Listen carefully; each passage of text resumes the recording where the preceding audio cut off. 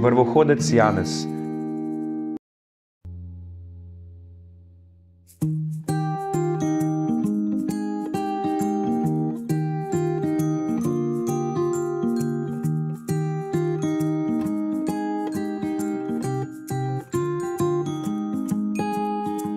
Bil sem zelo majhen, a sem poskušal razumeti nagnjenja svojih vrstnikov. Pozorno sem katerega izmed njih pogledal v obraz in sem uganil, kaj namerava.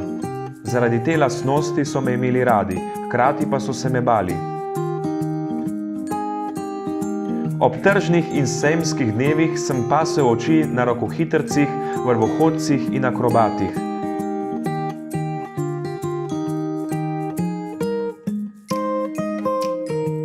Skrbno sem opazoval vaje v spretnosti.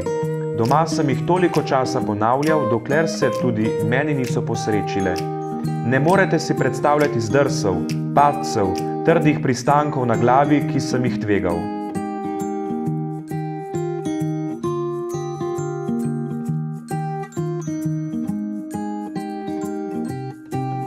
Nazadnje sem skočil na vrv in hodil po njej zanesljivo kot po stezi, poskakoval, popleseval, se postavljal na roke ali bingljal z glavo navzdol.